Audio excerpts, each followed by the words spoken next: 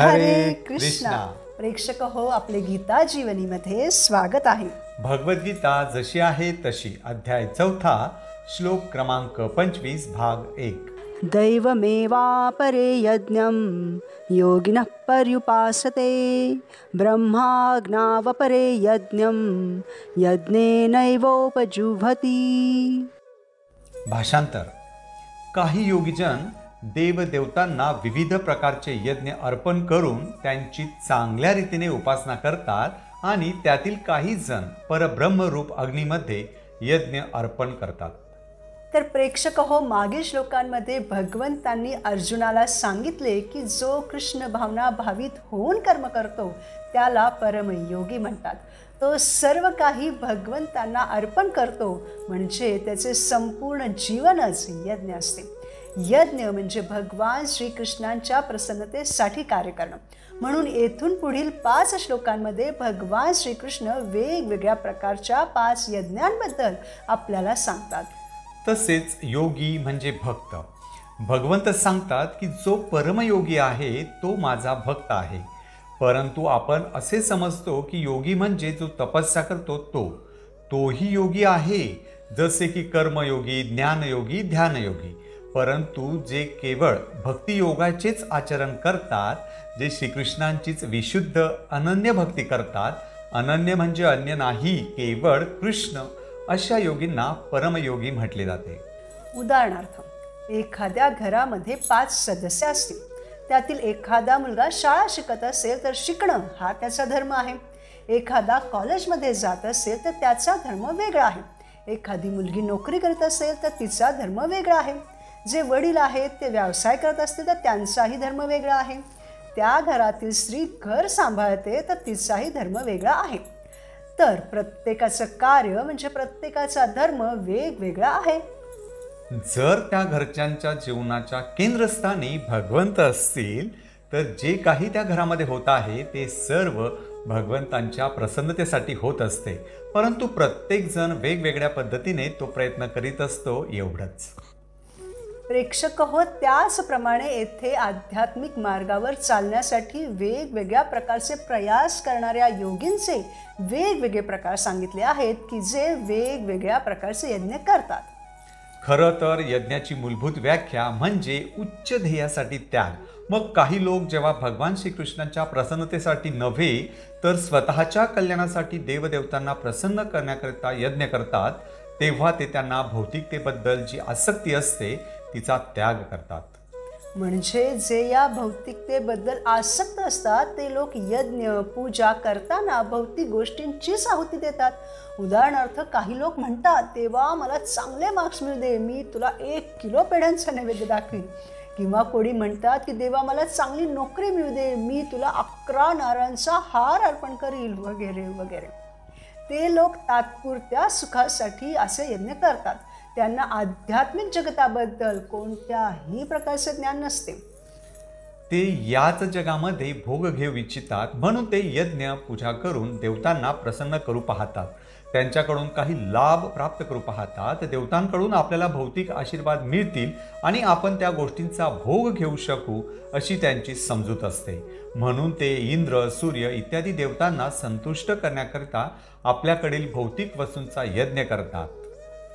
उदाहरणार्थ, कर्मयोगी, जसे की शास्त्रांमध्ये, वेदांमध्ये असे सांगण्यात आलेले आहे की सुशील पत्नी हवी असेल तर पार्वती देवीची उपासना, चांगला पती हवा असेल तर शिवजींची उपासना, चांगले आरोग्य हवे असल्यास सूर्यदेवांची उपासना इत्यादी.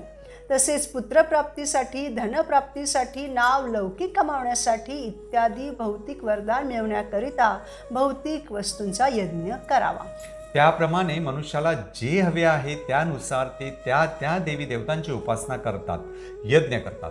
म्हणजे असे सकामकर्मी भौतिक उपभोग प्राप्त करण्यासाठी आपल्याकडील भौतिक वस्तूंचा यज्ञ करतात, म्हणजेच द्रव्य यज्ञ करतात. परंतु ते श्रीकृष्णांची पूजा करत नाहीत, तरीही ते नास्तिकांच्या तुलनेत प्रगत आहेत. कारण नास्तिक लोक देवी देवतांना, भगवंतांना मानितच नाहीत. परंतु जे हे देवी देवतांना मानणारे लोक असतात त्यांनी कमीत कमी आध्यात्मिक मार्गावर चालण्यास सुरुवात तरी केलेली असते. म्हणजेच सूर्यदेव, गणपती, दुर्गादेवी, शंकर इत्यादी शक्तिशाली देवतांकरिता यज्ञ पूजा करत करत हे लोक विष्णू तत्वापर्यंत पोहोचतात. कारण जेव्हा ते देवतांसाठी यज्ञ करतात, देवतांसाठी यज्ञामध्ये आहुती देतात, तेव्हा हे देवी देवता की जे श्रीकृष्णांचेच भक्त आहे, ज्यांना भगवंतांनीच या भौतिक जगाचे संचालन करण्यासाठी नियुक्त केलेलं आहे, जे ब्रह्मांडातील वेगवेगळ्या भागाचा कार्यभार सांभाळण्यासाठी अध्यक्ष म्हणून नेमण्यात आलेले आहेत, जे भगवंतांनी विश्वाला उष्णता, वर्षा, प्रकाश इत्यादी गोष्टींचा पुरवठा करण्यासाठी नेमलेले शक्तिशाली देव आहेत, ते आहुती दिलेला भाग किंवा नैवेद्य प्रथम भगवान श्रीकृष्णांनाच अर्पण करून मग श्रीकृष्णांकडून मिळालेला प्रसादच ते ग्रहण करतात. म्हणजे हे यज्ञ करणारे हळूहळू भगवंतांपर्यंत पोहोचतच असतात. तसेच हे लोक ज्या इच्छेने यज्ञ करतात त्या इच्छांची पूर्ती करण्याचे वरदान जरी देवी देवता त्यांना देत असले तरी भगवद्गीतेतील या श्लोकामध्ये स्वतः भगवंत सांगतात की ते वरदान देण्याची शक्ती ही हे देवी देवता भगवान श्रीकृष्णांकडूनच प्राप्त करतात. ज्याप्रमाणे आपल्या घरामध्ये विजेचा पुरवठा होतो आणि त्यामुळे आपल्या घरामध्ये टीव्ही, फ्रीज, मिक्सर इत्यादी उपकरणे चालतात, याचा अर्थ वीज पुरवठ्यामध्ये शक्ती आहे, परंतु ती स्वतःमध्ये संपूर्ण नाही, तर ती वीज ज्या वीज केंद्रांमध्ये तयार केली जाते ते त्या विजेचे स्रोत असतात. त्याचप्रमाणे देवी देवता ही भगवान श्रीकृष्णांकडून शक्ती मिळवतात.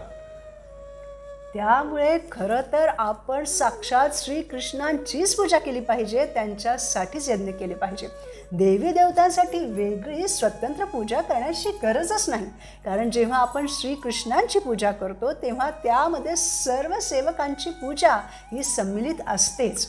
उदाहरणार्थ नंद महाराज आणि वृंदावनातील गोपजन जेव्हा इंद्रासाठी स्वतंत्र पूजा यज्ञ करण्याची तयारी करीत होते तेव्हा स्वतः श्रीकृष्णाने त्यांना तसे का करीत आहात, हे करण्याची आवश्यकता नाही असं सांगितलं.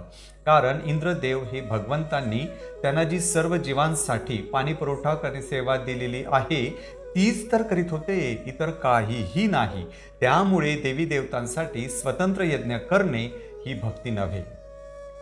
परंतु हो, आपण देवी देवतांप्रती कृतज्ञता अवश्य मनामध्ये बाळगली पाहिजे, कारण वीज पुरवठा, पाणी पुरवठा इत्यादी वेगवेगळे मोठमोठे विभाग ते हाताळतात आणि आपल्याला त्या महत्त्वाच्या सुविधा पुरवतात. म्हणून जसे की एखादी सुशील स्त्री तिचे हृदय तिच्या पतीलाच देते, परंतु तिच्या इतर कुटुंबियांप्रती तिच्या हृदयात आदर असतोच, त्याप्रमाणे आपण पूजा किंवा यज्ञ श्रीकृष्णांप्रतीच केले पाहिजेत, परंतु इतर देवी देवतांप्रतीही हृदयामध्ये सतत आदर, कृतज्ञता बाळगली पाहिजे.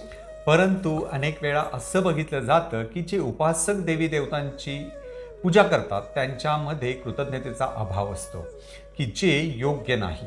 कारण आपल्याला जे कोणी मदत करतात, पुरवठा करतात, मग ते कोणीही अगदी देवता जरी असले तरी त्यांच्या प्रतीही मनामध्ये केवळ अशी नुसती देवाणघेवाणीची भावना नसावी, तर केवळ पूजा करेपर्यंत त्यांच्याशी संबंध न ठेवता आपण नेहमी मनामध्ये त्यांच्या प्रती कृतज्ञ असलं पाहिजे.